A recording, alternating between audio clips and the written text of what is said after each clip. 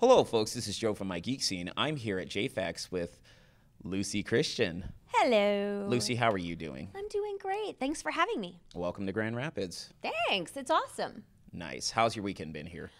Oh, it's been great. Everybody's been so nice. And this is my first time in Grand Rapids, so I have this gorgeous view of the Grand River and had amazing food last night. And it's just been awesome. Everybody's been so kind. Okay. For those of you who are not familiar, Luci's an actress, and you'll hear her voice as Nami from One Piece, Ron Kotobuki from Super Gals, Yes. Ochaco Uraka from My Hero Academia. Woo! So, and another character that you've played, which brings up the first question. I recently watched Made in Abyss, and it took me a moment to realize that you were a reg. So what are your thoughts on the show? Made in Abyss is a gorgeous show. The animation is so nice. Absolutely. It looks so pretty.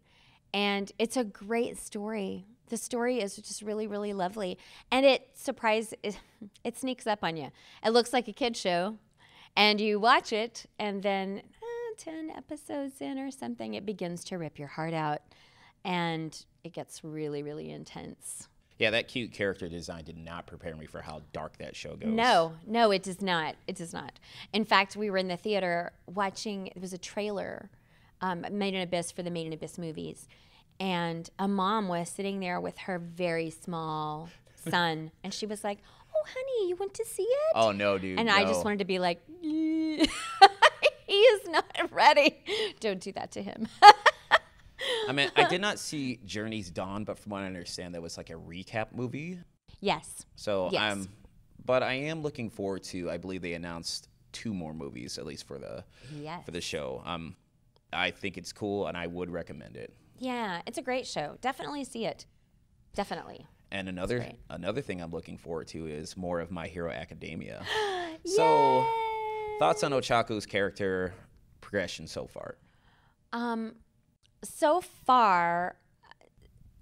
far, I think it's understandable why everybody loves her. I think that you definitely know her motivations at this point. In fact, my favorite parts for her are there when she's fighting Bakugo, and the aftermath of that. You see sort of who she is, her mettle in the fight, and how she fights, and what kind of a hero she is at that point. And then afterward, when she puts on a brave face for Deku and then calls her dad. And you sort of get to see her, that's her, all of that encapsulated is who she is. She has so much integrity. And she's a smart girl, and she's a cautious girl. You know, it's one of the reasons why when they go off in season 3 and they want to go help and fight, and she's like, I don't know, I think we should, and she doesn't go with them, which is sad for me because I want to see her fight more. But that's what I hope. I have not read ahead in the manga. Some of us have. Neither have I. But I'm hopeful to see more of her in action using her gifts. That's what I hope. But I will have to tell you, the show is such a fantastic ensemble show that even though I play her, I love watching everybody else. I love this show. I think it's great. Solid. It's very solid.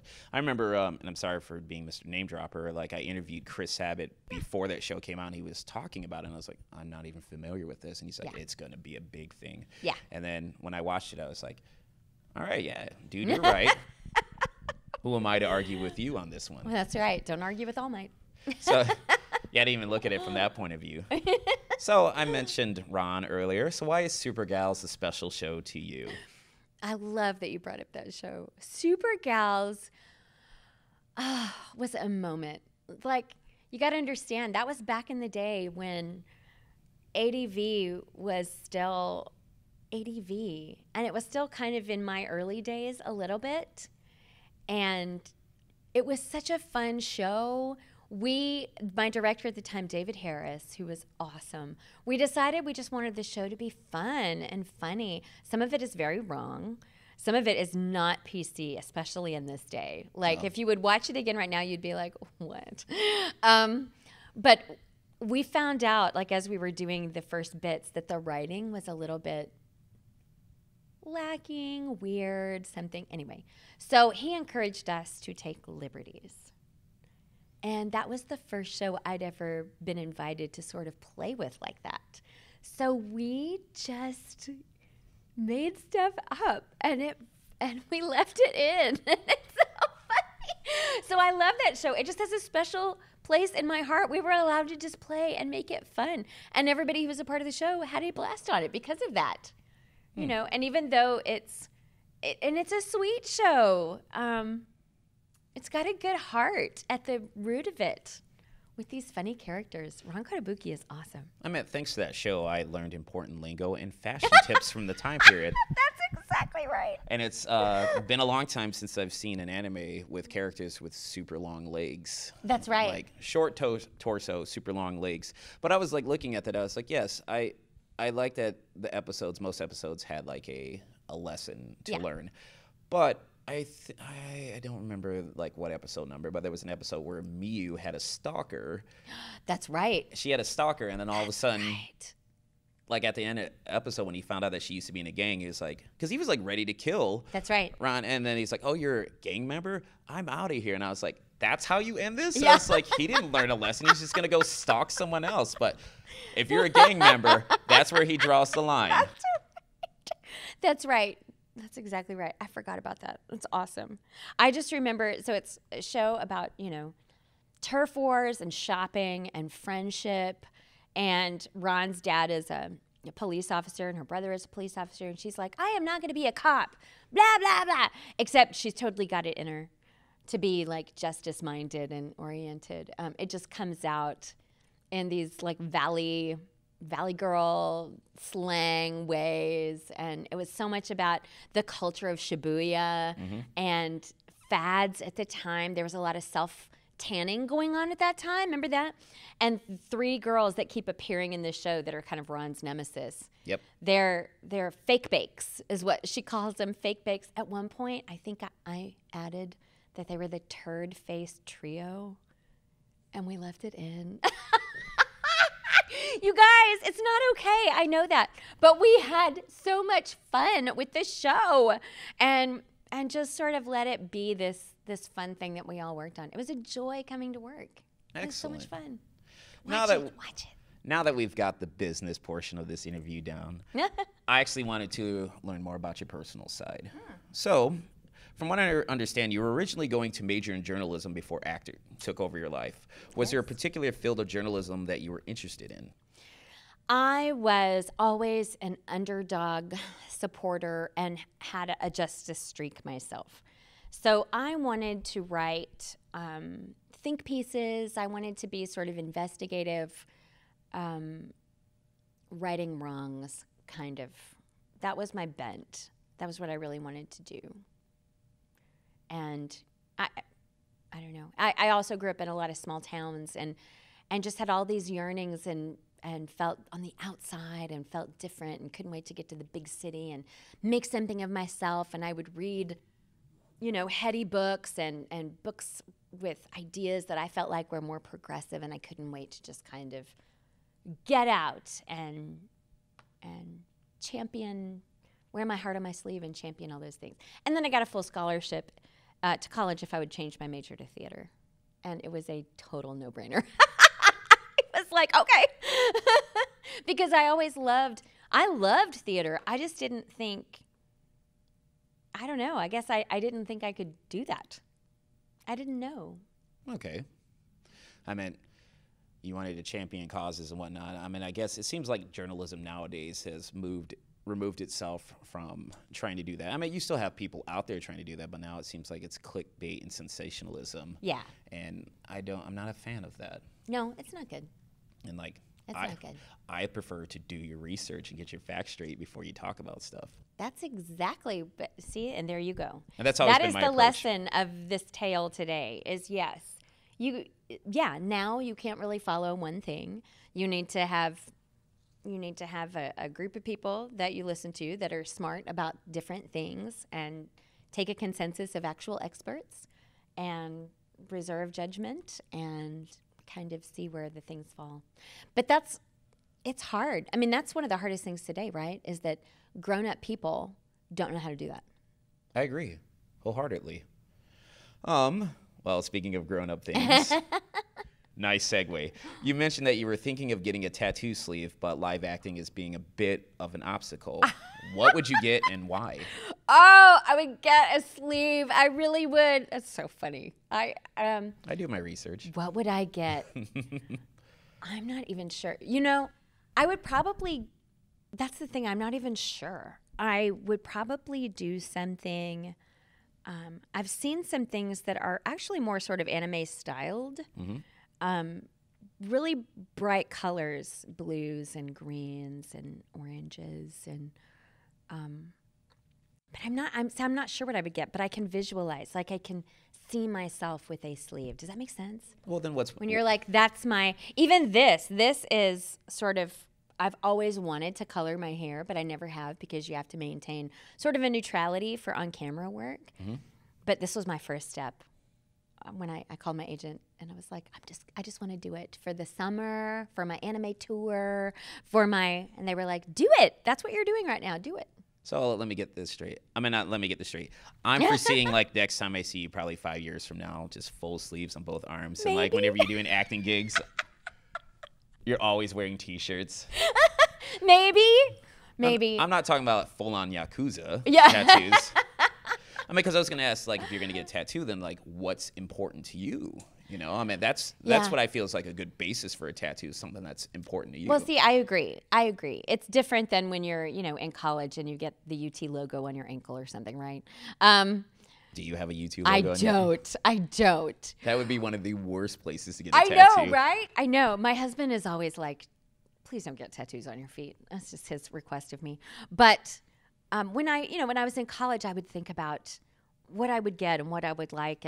But now that I'm older, yeah, I want it to come from a place of what's important to me. And I haven't decided on anything, but I would totally rock that. Like, I feel it. But it would probably be something with balance. You know, in my life, that has been the thing, is sort of finding your way through as your life changes and as you just sort of find your way with your family and the things that you love, my faith. Yeah. Awesome. I know when you're on the road, you listen to a lot of books on Audible and podcasts. What podcasts do you listen to? What podcasts do I listen to? Let's see. I listen to, what are my recent ones? This American Life. I listen to, because Ira Glass makes everything better. Recently I picked up a podcast called Kitchen Table Cult. Okay. I loved all the cereal podcasts. I listened to a little bit of everything. What else? Gosh, why aren't they coming to my brain? Because I put you on the spot. I know. No. I know. They're like, in my car, when my kids are in my car, we listen to a lot of NPR podcasts. So there's one for kids called Wow in the World. Really? Yeah. Oh, I didn't realize there were podcasts for kids. Lord, yes. And we listened to that. We've taken them to see the live show with Mindy and Guy Raz. We're going to see them again in Chicago in July. But yeah, a lot. And I like to pick up podcasts about different things. I may not even listen to the whole podcast, but I feel like it gives you such a glimpse into different people's lives, especially people I don't necessarily agree with. I will tune into their podcast just to see what's really going on. Even with audiobooks, I do that too. I listen to a lot of different kinds of things. Oh, I'll bring up an audiobook. Have you considered podcasting yourself? Oh, I'm not against that. I have considered that there are different avenues I could probably go down. If my life were to reconstruct itself a different way and leave me different kinds of free time, I might pursue that someday. Okay. Be a podcast on tattoo sleeves with Luci Christian. I was listening to a podcast. I don't follow it all the time, but Jen Hatmaker is sort of a Christian blogger that has written books and things. And I tune into her podcast a lot because she does these series, and right now there's one on health and wellness that has been really good. Anyway. So there's a book that I wanted to talk to you about. I know, from what I understand, you listened to it through Audible. It's called The Hate That You Give. Yes. You guys, it's so good. I mean, it's so good. The book itself, if you read it in hardback, I'm sure it's great. But the reader, who is that? Turpin. Anyway, I can't quite remember her name. But she is exceptional. And she makes the book, I mean, that's what narrators do, makes it come alive. And it's just so good. Mostly because I feel like sometimes, after I read that book, I felt like... The Hate You Give, sorry. The Hate You Give. Yeah. Yeah, it's The Hate You Give. Sorry. And I have her next book. It's on my nightstand. I haven't read it yet. I felt like I had I grew culturally more aware after reading that book, which is why you do it. I mean, one of the reasons why you do it. But that was also in the same time period as I had listened to The New Jim Crow and a book on the Great Migration, and all of these books that were really opening my eyes to more of the experience of African Americans in our country, and figuring out how to just become more aware and a listener. I mean, it's one of the best things, right? Just listen to the stories. Just listen and take that knowledge in and integrate it into how we interact with the world. But that book was so great. I was playing bits of it for my husband because her performance was so great. Oh, I did not read or listen to the book. I watched the movie on Amazon. Yes, I've seen the movie too. We watched it. Okay. Because I heard from the reviews that I was reading, a lot of people felt that the book was better, was more fleshed out, and I understand that. I will agree. But and then there are other folks who are like, oh, this is anti-cop, ... And I'm like, I don't necessarily think it's anti-cop. I mean, because I really feel that that movie hit the nail on a lot of subjects, like political activism with no genuine feeling behind it, as if it's trendy to do. Like when the kids were like trying to ditch chemistry class just to go to that rally for like justice for Khalil after, but they really didn't care about it. They were just trying to get out of school. You know? Yeah. And they're not from that, it's sort of a removed activism. It's just very removed. Not that there is not value in different forms of activism, but, for her, as a person who lives, it's her community, it's her friend. It's Star, right? Star. Yeah. It's obviously a different thing. And all of that is very, I think, that matters to me because I live in Houston in my real life, and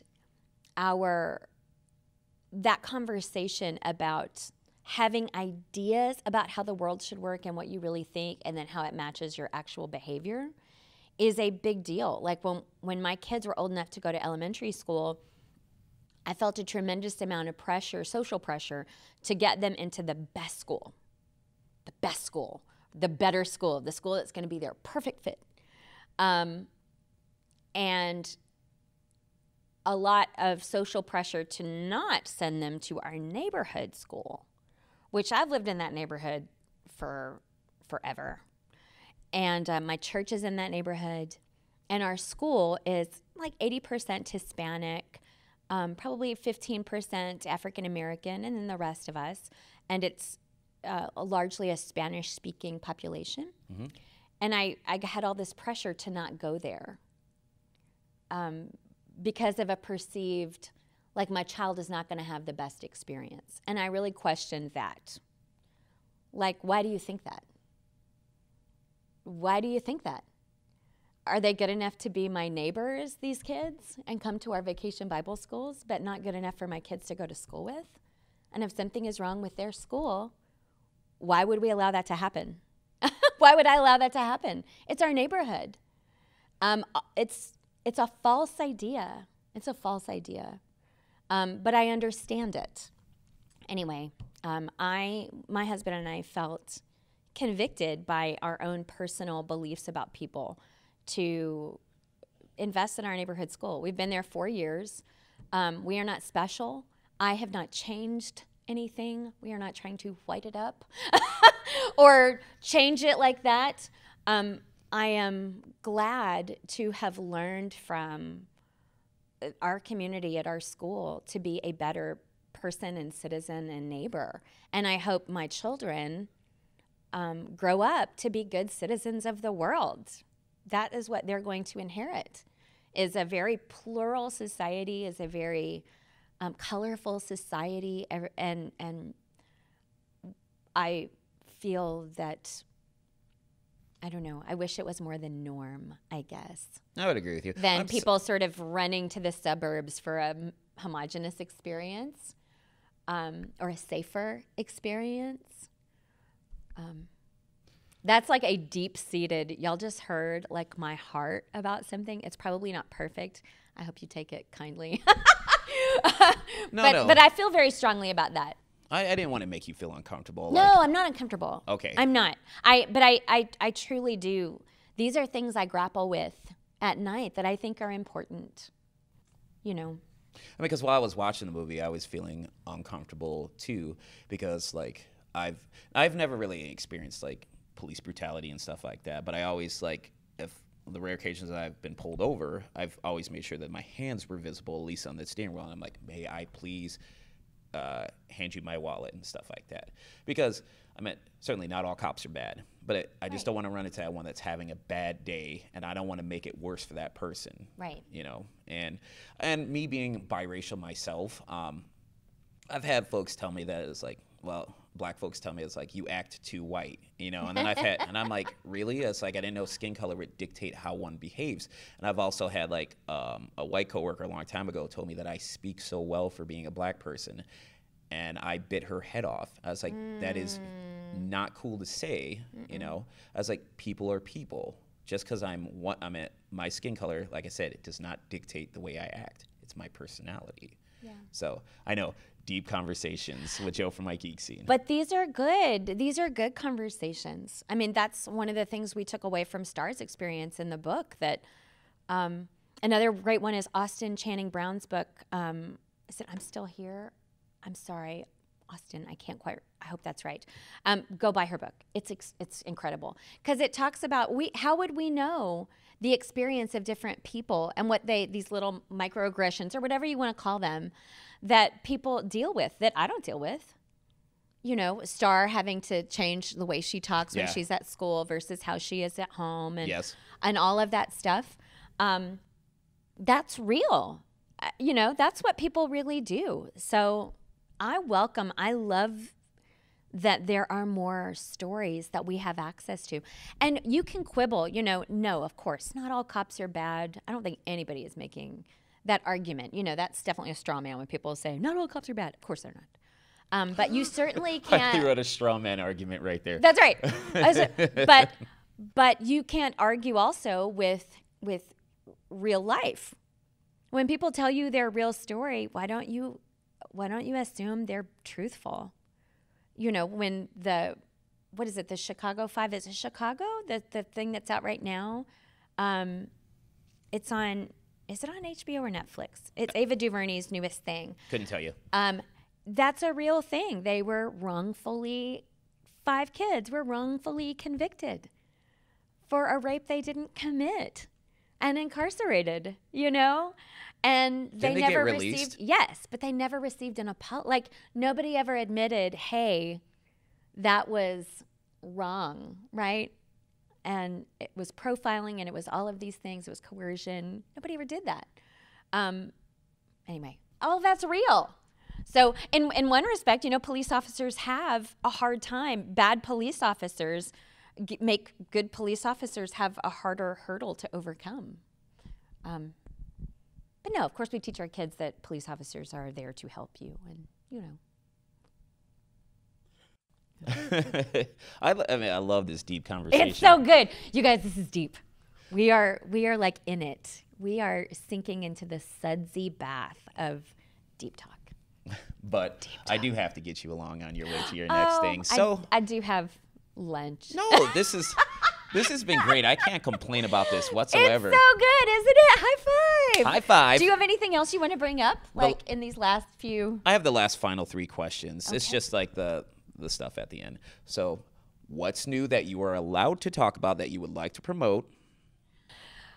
Okay, let's see. Man, there is some new stuff coming this summer that I haven't gotten the okay yet, but I'm super excited about. One of them is different, and I'm excited about that.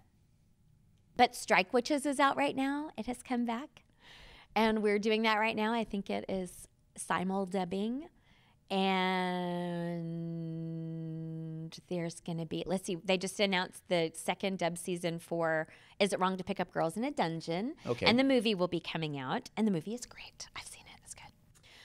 And My Hero Academia season 4 is coming in October. Oh, I'm looking forward to that. October. So that'll be our fall jam. We will all tune in to watch that, and it will be great. Okay. If people wanted to find you online, where could they go? Oh, well, you could go to Instagram or Twitter or Twitter. I am Lucy with an I _loves_ Mike, M-I-C. And the double meaning there is my husband's name is Michael. So it's Lucy Loves Mike. Microphone. And final question. What would you like to say to all your fans throughout the years? Oh, man. The fact that I am still in this industry is a testament to your kindness and the kindness of the people I work with. Our directors are the ones who hire us, and they're the ones that create a career for us. And so I'm indebted to a lot of people along the way who have been kind enough to give me work, to give me an opportunity to grow. And I'm grateful. I'm grateful I get to keep telling stories, and I'm grateful I get to come out to conventions now. I stopped there for a little while. I was home for about 5 years. And coming back out and seeing how the fandom is growing and everybody is so excited. It's really a lovely train to get to be on, and I'm just honored to be here. I'm really grateful. Oh, good. Well, we hope to see you again in Michigan. Thanks. I'd love to come back. It's a gorgeous state. Everything's so green. Plus, at home right now, it's like heat index of 106. And this morning it was in the 70s. high 60s, low 70s. So you're lucky you weren't here last year because it was a sweltering 90 degrees throughout the entire weekend. It sucked. I should not be sweating at night walking in shorts. No, but that you got to know that is that's like June through sometimes September where I live. It's so, you don't move to Houston for the weather. You just don't. Also, because this is a funny story, it's really true. Because we rarely see snow, very rarely. I mean, everything shuts down at the merest hint of a snowflake. You guys laugh your butts off at us, and you have every right. Because we have no chill when it comes to snow, and nobody knows how to handle it. So one day, it had snowed overnight, and we're all walking outside of our homes up and down my street. Everybody's walking around. I mean, like it's in a movie, and some amazing thing, and we're just calling out across the street, "It's amazing! Look at it! Isn't it amazing?" Calling down the street. And my kids come out, and my oldest one is just like, "Woohoo!" And she jumps in the snow. It is literally that deep, okay? Maybe. In places. And my youngest one, who was maybe 5 at the time, 4 or 5, gets to the edge of the porch, and she looks at it, and she gets down squats down, and she's looking at it. And I said, "Ruby, go on out in it." And she looks at me with the seriousness of everything, and she goes, "What will happen?"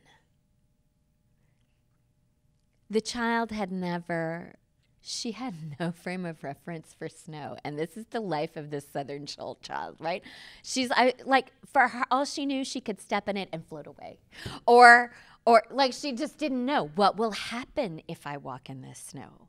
Will I melt? Will it?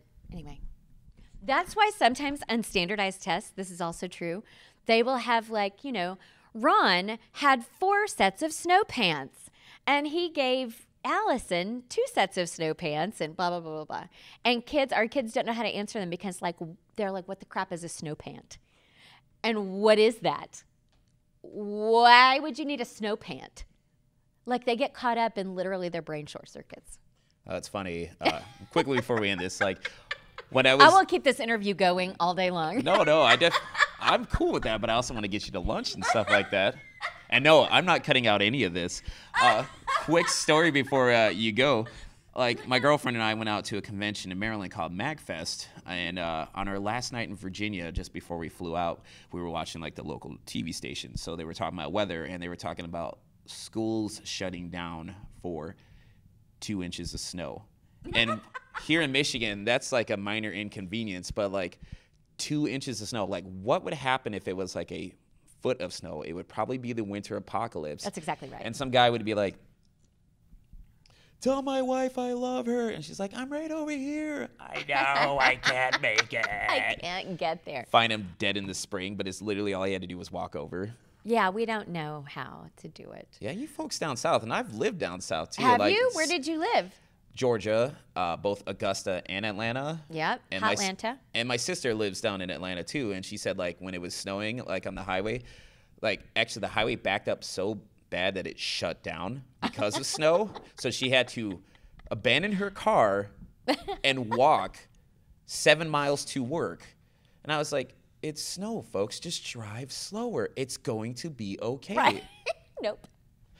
Well, we don't know how. We do know how to get through hurricanes.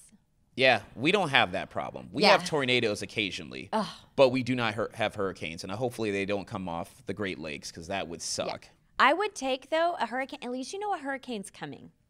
You know it's coming. A tornado, it can just drop down on you. But a hurricane, you can be like, okay, it's out there. And Houston is 50 miles from the Gulf. So poor Gulf people, they get it first. But we have time to most of us have time to evacuate. But yeah, it's gross anyway. Natural disasters are boo in general. Yes, I would agree. Boo. Boo. And boo that I have to end this interview. But it is a boo. This has been such a good interview. Well, thank you so much. I try. Yeah. I really do. And we did get deep thoughts. I don't do those typical interviews. It's not my style. I like it. So with that being said, unfortunately, folks, we have to end this. So, folks, this is Joe from my Geek Scene here with Luci Christian at JAFAX. Take it easy. Hey, thanks, y'all. Bye.